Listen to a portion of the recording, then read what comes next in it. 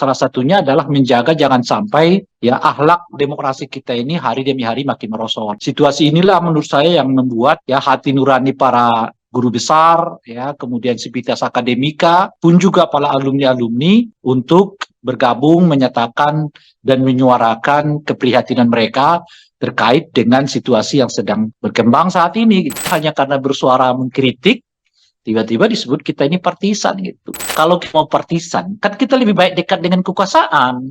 So, kalau kita mau partisan dekat dengan kekuasaan, banyak hal yang kita dapatkan yang terlibat di dalam aksi-aksi pembacaan deklarasi ini.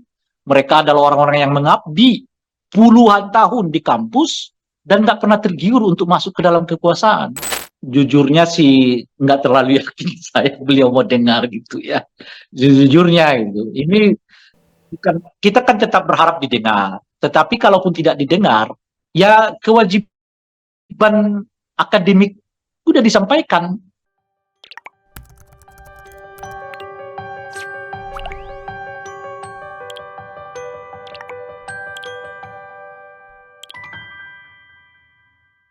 Halo Tribuners, kembali bersama saya Giok Mengwan dalam Tribun News on Focus. Tribuners, gelombang petisi dari universitas yang ditujukan kepada Presiden Joko Widodo masih terus bergulir hingga hari ini. Ada puluhan kampus yang bersuara, diantaranya Universitas Gadjah Mada, Universitas Indonesia, kemudian Universitas Islam Indonesia, Universitas Hasanuddin, UPI, hingga UIN Syarif Hidayatullah Jakarta. Ada anggapan bahwa gelombang suara dari kampus ini ditunggangi oleh kepentingan politik. Benarkah demikian? Untuk itu kita akan berdiskusi bersama dengan pengamat politik sekaligus alumni UIN Syarif Hidayatullah Jakarta, Bang Ray Rangkuti. Assalamualaikum Bang Ray, apa kabar? Waalaikumsalam warahmatullahi wabarakatuh. Baik, alhamdulillah. Alhamdulillah.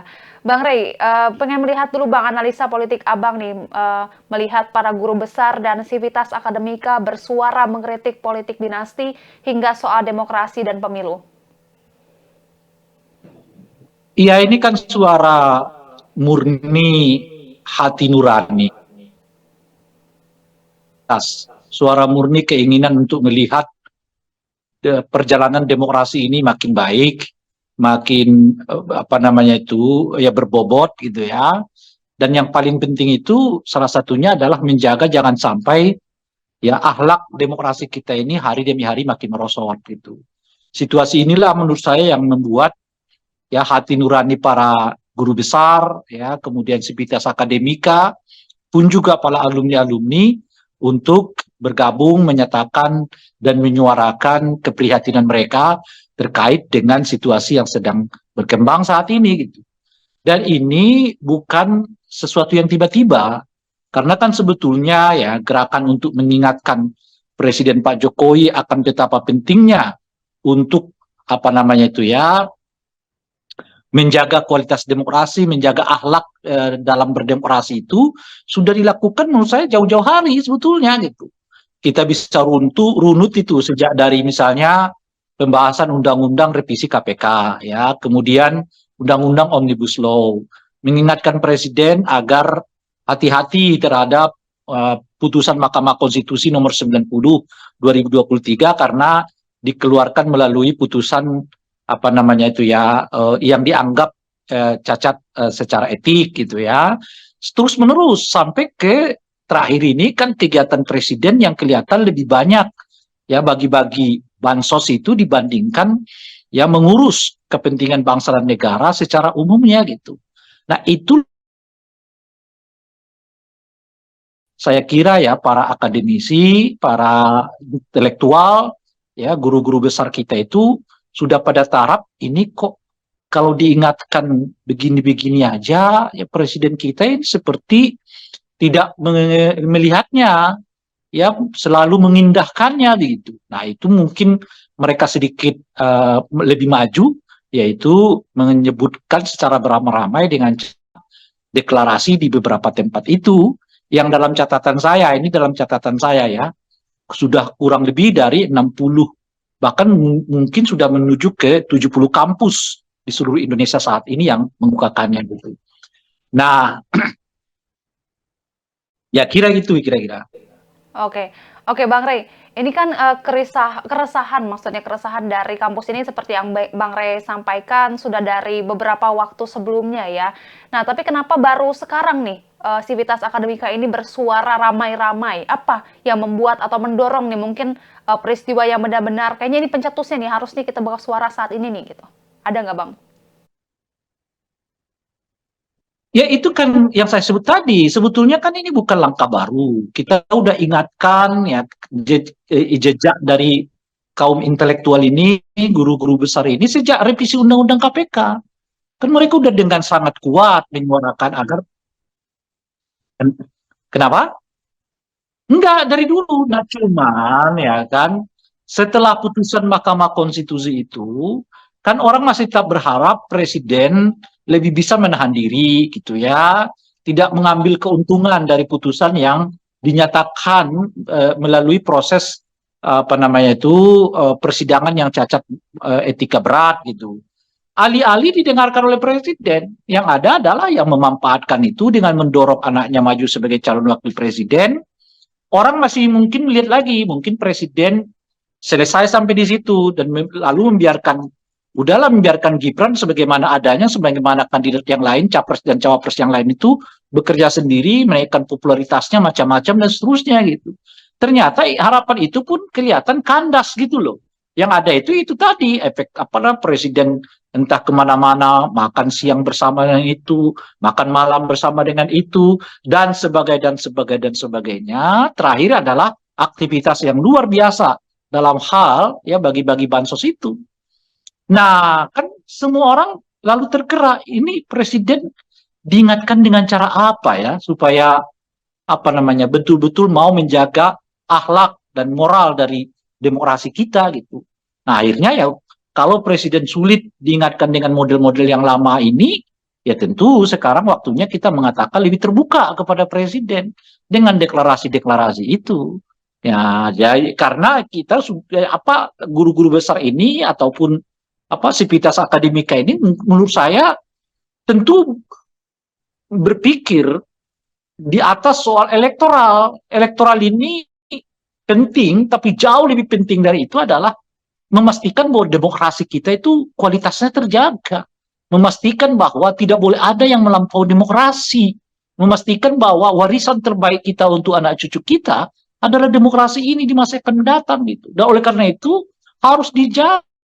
Jangan diturunkan kualitasnya dari sekedar boleh nggak boleh, tapi juga harus baik nggak baik gitu.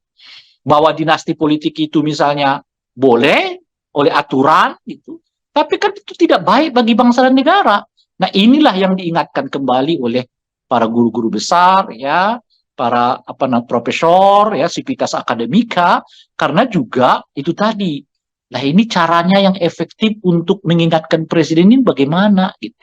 Nah, mudah-mudahan dengan gerakan yang seperti ini akan bisa ya membuat apa namanya itu Pak Jokowi lebih mendengar, lebih menghayati, ya, dan juga lebih memahami aspirasinya. Jangan justru dipojokkan dengan sebutan itu partisan gitu loh kira-kira kan. Itu kepentingan oleh oleh kekuatan tertentu. Nah, Republik ini kekuatan yang paling hebat itu ya kekuasaan gitu loh. Pemerintah nggak ada yang lebih kuat lagi dari itu ya kan. Oke, ini kalau Guru Besar Fakultas Psikologi UGM kan Prof. Kuncoro ini merasa tersinggung dengan pernyataan partisan itu. Nih kalau Bang Rey gimana soal respon istana itu? Iya jelaslah Profesor Kuncoro tersinggung, ya kan? Dan itu disebutkan oleh sivitas apa namanya itu mahasiswa atau alumni dari apa namanya itu universitas sama gitu. Seolah-olah alumni ini nggak kenal beliau gitu loh kira-kira tuh. Padahal kan kita kenal Prof. Kuncoro kan. Mungkin lebih dari 40 tahun ya, beliau berbakti di dunia kampus itu sedikit pun nggak pernah tergiur dengan kekuasaan gitu loh. Kok tiba-tiba sekarang dipojokkan oleh orang yang semestinya dan sejatinya sangat kenal beliau itu dengan kata-kata partisan gitu.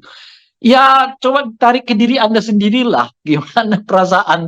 Ya sedikit pun kita nggak pernah apa namanya apa namanya terpikirkan untuk berkuasa. Ya lalu tiba-tiba hanya karena bersuara mengkritik, Tiba-tiba disebut kita ini partisan gitu. Lagi pula beginilah cara berpikirnya. Kalau kita mau partisan, kan kita lebih baik dekat dengan kekuasaan. So, kalau kita mau partisan dekat dengan kekuasaan, banyak hal yang kita dapatkan. Pertama, kekuasaan itu sendiri. Kedua, ya tentu apa namanya uang, gitu ya. Yang ketiga, ya penghormatan. Yang keempat adalah fasilitas. Ngapain di luar seperti sekarang? Kita cuma dapat caci maki, bully, disebut lagi partisan, ya kan, dan sebagainya gitu. Ya kan kalau mau kekuasaan, kalau mau partisan itu ya lebih mendekat kepada kekuasaan lah. Puji-puji saja kekuasaan itu. Pak Jokowi hebat, luar biasa, super, macam-macam lah disebutkan itu gitu kan. Nah itu jauh lebih enak sebetulnya kalau mau memilih jadi partisan dibandingkan memilih di luar gitu kira-kira. Kalau mau jadi partisan gitu. Oke. Oke, soal disebut partisan ini apakah mungkin, pemicu lagi nih semakin banyaknya sivitas akademika yang, bersuara, Bang? Ya faktanya kan terjadi. Dan sehingga kemudian diralat lagi kan oleh istana. Bahwa kata tidak dimaksudkan untuk partisan itu. Dan itu artinya kan istilah yang dipakai itu nggak tepat. Karena seperti yang kita sebutkan tadi kan. Bagaimana kok mereka menyebutkan orang seperti Prof. Kunchoro itu sebagai partisan? Lebih dari 40 tahun beliau bergelut di dunia kampus, ya tidak tergiur sama sekali dengan kekuasaan. Jadi gimana? Dan saya kira juga istana kenal baik dengan Pak Kunchoro kan. Dan Pak Kunchoro itu adalah sosok dari semua guru-guru besar kita yang terlibat di dalam aksi-aksi pembacaan deklarasi ini. Mereka adalah orang-orang yang mengabdi puluhan tahun di kampus dan nggak pernah tergiur untuk masuk ke dalam kekuasaan. Betapapun mungkin ya kesempatan ada bagi mereka, waktu ada bagi mereka. Dan boleh jadi sebagian besar guru-guru besar yang sekarang ya menyatakan kritik terhadap Pak Jokowi itu adalah pemilih bahkan mungkin pendukung Pak Jokowi sebelumnya gitu. Dan apakah yang mereka dapatkan dari situ? Tidak ada. Ya, beliau nggak tertarik dengan kekuasaan, mereka tetap mengabdi pada kepentingan kampus, pada tujuan untuk mendidik bangsa dan negara ini gitu. Jadi apa namanya ya, kata-kata partisan itu muncul karena sebetulnya mengindikasikan seolah-olah di dunia ini nggak ada lagi, di Indonesia ini khususnya nggak ada lagi kecuali orang semua terikat dengan kepentingan-kepentingan politik gitu. Dan kepentingan politik itu maksudnya sangat praksis. Saya berkuasa dan saya dapat apa gitu. Dan tidak semua orang begitu. Nah mereka yang di dalam istana ya memang begitu kan. Mereka dapat apa, bagian apa itu. Tapi kan tidak semua orang seperti itu juga. Makanya jangan diukur orang lain dengan baju kita. Itu kesulitannya gitu. Oke, Bang Rey, ini ada dugaan Polri mengintimidasi kampus untuk meredam kritik terhadap Jokowi ini. Bagaimana pendapat Bang Rey? Nah, mestinya pernyataan yang disebut dengan partisan, mobilisasi macam-macam itu lebih baik dikoreksi ke arah sana. Itu kalau benar ada suasana itu, berdasar apa aparat penegak hukum sampai memasuki kampus-kampus ya untuk ya itu ya tidak melakukan aktivitas-aktivitas seperti yang terjadi pada 2-3 hari belakangan ini gitu. Tujuannya apa? Jelas ini bukan gerakan yang mengganggu keamanan, yang semuanya berada di dalam kampus kok. Nggak ada yang keluar kampus gitu. Dan bahasanya juga coba cek lagi itu. Nggak ada bahasa yang sampai mengatakan turunkan Pak Jokowi misalnya. Nggak ada. Semuanya lembut. Himbauan-himbauan moral. Hanya ingin mengingatkan presiden supaya lebih netral, lebih independen, bersikap negarawan. Himbauan cuma itu aja gitu. Tapi kenapa sekarang ya kalau benar itu tadi ya ada informasi yang menyebut ya beberapa di antara sivitas akademika itu dirayu, di macam-macam lah.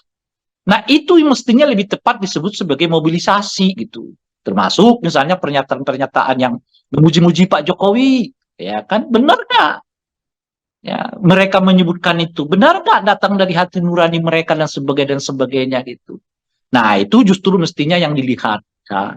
Puji-puji itu apakah puji-puji yang natural, puji-puji yang dibangun berdasarkan kesadaran akademik, ya kesadaran intelektual itu, atau sebaliknya itu puja-puji yang dilakukan berdasarkan mobilisasi gitu. Nah jadi jangan lempar persoalan keluar yang justru di dalam sebetulnya juga ya bisa dipertanyakan gitu. Ya, dalam situasi yang seperti yang sekarang ini gitu. Itu maksudnya gitu. Nah, oleh karena itu kita sayangkan ya apalagi kalau itu benar terjadi kegiatan-kegiatan yang dapat menimbulkan apa namanya ketidaknyamanan ya khususnya para guru besar yang menyampaikan kritik mereka bagi kepentingan bangsa dan negara ini gitu. Nah, kita juga berharap tentu kalau lagi-lagi ya jangan sampai polisi ya dibawa-bawa ke arah yang seperti ini. Polisi itu ya milik rakyat Indonesia, bukan milik presiden gitu. Nah, jadi kalau ada misalnya kegiatan-kegiatan yang seperti itu, ya tentu saya mengharapkan khususnya Komisi 3 segera memanggil Kapolri ya untuk mengingatkan kembali bahwa hal-hal yang seperti itu tidak patut dilakukan ya jika memang ada tindakan-tindakan yang seperti itu di lapangan gitu. Oke. Oke, Bang, ini menurut Anda nih, Bang, berkaca dari kepemimpinan Jokowi selama 2 periode ini nih, apakah Jokowi akan mendengar petisi ini dan buka suara, Bang? Iya, jujurnya sih nggak terlalu yakin saya beliau mau dengar gitu ya. Jujurnya gitu. Ini bahwa dalam 3-4 hari ini beliau kelihatan tidak melakukan aktivitas seperti sebelum-sebelumnya, ya mungkin karena protesnya masih marah. Jadi saya khawatir beliau ini lagi nunggu kapan diamnya aja gitu. Setelah diam ya kembali lagi ke model awal gitu kira-kira. Nggak terlalu yakin saya gitu. Tapi Sini, itu ya, bukan silakan soal, lanjutkan, Bang. bukan, kita kan tetap berharap didengar. Tetapi kalaupun tidak didengar, ya kewajiban akademik sudah disampaikan bahwa ya para guru besar, sivitas akademika, ya para intelektual sudah memperingatkan bahwa situasi yang seperti ini tidak baik bagi demokrasi kita, tidak tepat bagi pembangunan akhlak berdemokrasi kita. Udah diingatkan bahwa apakah orang yang mau diingatkan itu mau dengar atau tidak, ya secara kewajiban kita sudah selesai gitu. Nah, apakah yang apa namanya itu yang mendengarnya mau melaksanakan ya terserah beliau, tentu kita berharap dan apa namanya itu ya meminta ya supaya beliau mendengarnya supaya ada ketentraman lah menjelang pelaksanaan pemilu ini gitu. Nggak kan Oke. kalau beliau 3 hari ini aja 4 harian ya diam seperti sekarang kan ya apa namanya itu ya orang juga nggak terlalu resah lagi, orang tidak lagi terlalu mikir-mikir apakah presiden ya ikut cawe-cawe di dalam lagi, sehingga kita PS itu lebih lebih sedikit nyaman gitu. Oke. Dan pada saat yang bersamaan yang tentu presiden harus memerintahkan upaya-upaya pendekatan yang bersifat apa namanya itu meresahkan itu ya harus dihindari oleh siapapun dengan dalih apapun gitu. Bang Rey, apabila misalkan nantinya Jokowi ini tidak merespons terkait petisi-petisi ini, Anda sendiri akan mengartikannya sebagai apa nih, Bang? Dengan diamnya Jokowi dari petisi-petisi para sivitas akademika ini? Ya apa ya? Ya memang beliau begitu kan yang kita kenal kan. Ya paling dia didiamkan seminggu habis itu ya kembali ke apa namanya itu style awal kan.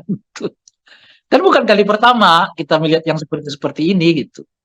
Nah, cuman kan bagi komunitas katakanlah para intelektual, ya akademisi, sivitas akademika, kan memang mereka bukan orang-orang yang juga ingin ngotot-ngototan kan. Kewajiban sebagai intelektual, akademisi, mereka udah sampaikan. Tapi apakah yang bersangkutan mau atau tidak? Ya itu ya ya pilihan politik lah. Maka oleh karena itu ya saya kira bukan lagi beban kewajibannya ada di kelompok akademisi, tapi di para politisi. Apakah dalam hal ini misalnya ya anggota DPR lah dalam ini menyambut, mendengar, menindaklanjuti seruan-seruan ini dalam bentuk langkah politik. Nah, itu terserah mereka tentu saja gitu. Oke, terakhir Bang, ini kan petisi ini disampaikan saat masa Pilpres Hmm. 2024 nih. Apakah akan berpengaruh nih terhadap kontestasi ini, Bang? Hmm. Ya saya nggak tahu persisnya. Pertama ya karena tidak terpikirkan apakah ini memiliki keuntungan elektoral atau merugikan elektoral seseorang. Nggak terpikirkan sampai ke sana. Yang dipikirkan oleh kita itu, jangan sampai kita memperlihat, khususnya dalam ini adalah presiden, terlalu larut dalam urusan elektoral sehingga seperti mengabaikan moralitas ataupun ya akhlak berdemokrasi. Lebih dari itu sebetulnya. Soal apakah nanti yang menang A, yang menang B atau C gitu, kayaknya bukan itu yang diperhatikan. Yang diperhatikan itu adalah apapun kontestasinya harus dilakukan dengan cara-cara beradab, harus dilakukan dengan cara-cara yang mendasarkan diri pada akhlak demokrasi.